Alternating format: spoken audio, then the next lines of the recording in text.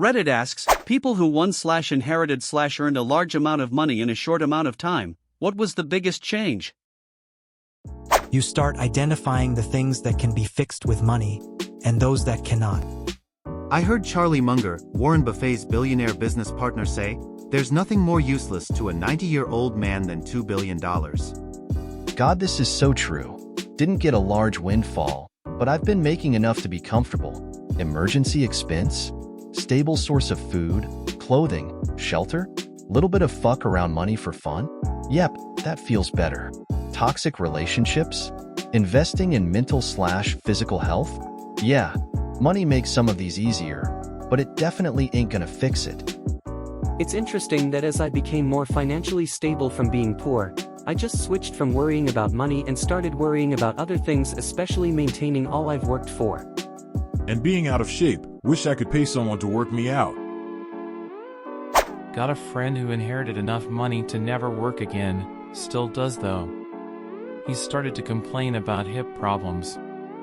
I am trying not to totally grab him by the ears and shout, "Go to the fucking doctor." His money can fix this now potentially, at some point it can't. Maintain your health, people, you only get one body. This is a guy thing, not a rich guy thing. Have a good friend M75, who got FY money for selling his business for 8 figures. He is a very social guy and loves to be out and about. He broke a front tooth in January and still hasn't gotten it fixed because the VA hasn't authorized the medical care. What? You look like that for 5 months to save $7,000, are you nuts? Get it done. Fought with them for 18 months over hearing aids, just crazy. Stress levels before and after. It's like night and day. Being poor is stressful. Very stressful. Having money means having options that coincidentally means less worrying about making things work and more focus on actually figuring them out. Which leads to more success. You simultaneously have more options while ending up needing plan B less. It's almost cruel. Money doesn't bring happiness, but it absolutely kills 90% of actual real-life day-to-day stress. Which kind of paves the way for positive change. Exactly, this feels really validating.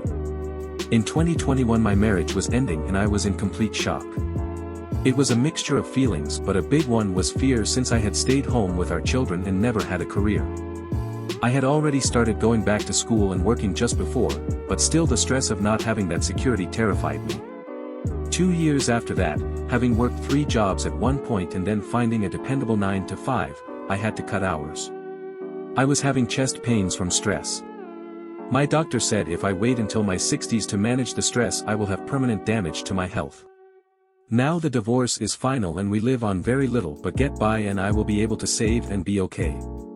But honestly, I know I would feel a lot more relaxed and sleep better if my life has the financial stability it used to have. I allow myself to fantasize about windfalls occasionally but not too much. Not me, but my sister. 2017. She had no permanent residence. Bouncing from couch to couch. She was working for minimum wage, just keeping herself afloat. Something happened and my nephew, son of a different sister, was taken into protective custody. And she and I took on the responsibility together. I moved them into my house, which was really small, so they had to share the living room. She worked really hard and saved to get a tiny apartment for them. Struggled to furnish it and pay the bills. But she did it. Then another one of my sisters OD'd on heroin with my niece present. Luckily for her, there was Narcan on hand and someone smart enough to administer it. So my niece was also taken into protective custody, and my sister took her on as well.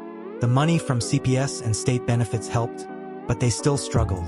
Then in 2019, her estranged bio father committed suicide, and the trust fund that her bio grandfather set up was passed down to his only living relative, my sister.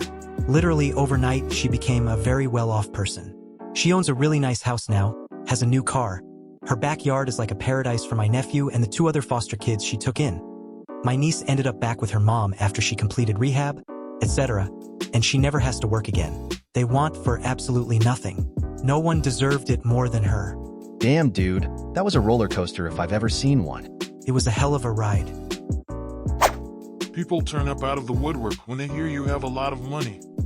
When I signed a massive massive deal at the company I owed, and I assume my mom told a bunch of people. Suddenly friends and family I hadn't heard from in years wanted to spend time together.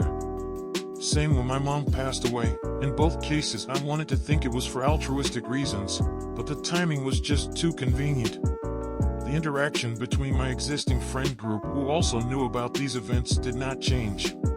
Edit. Thank you Reddit, for doing exactly what would be expected of you. It's been a while, Dave. We should catch up. Yep, friends, married couple of mine received a large legal settlement in the wake of a freak accident which left them with permanent, life-altering injuries. The case settled out of court, so there's no public record of the amount they received. There are two people who know the amount, me, a family friend, and the wife's mom, neither of whom have need for their money. Everyone else has no idea. For the few who had the gall to ask, the response was not enough to compensate for our permanent injuries and left it at that. They knew people would come out of the woodwork if they knew the amount of money they received. And, you can't win either. You give nothing and you're selfish, or you give and it is never, ever enough. Just better to avoid it altogether. I stopped caring about keeping my job since I have a safety net from stonks. I can push back on stuff that's unreasonable now, and I'm a lot more confident when asking for raises knowing I can comfortably quit anytime. This is me. I don't have fuck you money, but I have enough and a level of expertise in my field where if I'm working somewhere, or on a project, that I don't agree with, I can just get up one day and not come back. I'm a network engineer. We are famous for just noping the fuck right out the door. I get a $10,000 to $20,000 raise every time I do it. I'm in the same boat, and it's such a glorious feeling. The day I realized this, I started sobbing in my car on my way to work. It hit me all at once that I was now working because I want to do this with my time. For the first time in my life. My grandmother had an education fund made for me and put money in it every month. I was pretty young and my mom was poor and wanted to use that money to buy pot and cigarettes and other stuff. She kept bugging me and bribing me with stuff. I told my grandmother, who made sure my mom couldn't access the account. Glad she was able to do that. We, my brothers and I, never said anything to our grandma when our mom was draining our accounts. Pretty sure our mom told us not to say anything and she'd take us out for lunch. Brothers and I ended up with no money from grandparents, was a few thousand each, not life-changing, but we could have had a used car or something. Icing on the cake was her, our mom, selling the house that was supposed to go to me, therefore she managed to spend all of the inheritance meant for my brothers and I on herself. I had kinda similar. I had about $3,000 in a savings account that I could access with my grandma's permission or once I reached 18. Over the years, my mom has slowly asked for small chunks of it and I, being stupid and not wanting to upset her, let her take it as long as she paid it back. I'm graduating this year and I now realize there's no chance I'll ever get that back, and I just drained that fund of the final $600 or so to make some car repairs. My mom has always been terrible with money and thinks spending money will make her happy. It never does, and whenever she forgets to pay a bill before going on a shopping spree, she falls back on me or my sister. Thank God I got a full ride scholarship for my undergrad in college, so I'll have some time to save money back up to help with upper grad. And those would be today's stories. If you have a similar one, don't hesitate to comment. I hope you liked the video, subscribe and we'll see you in another video. Bye.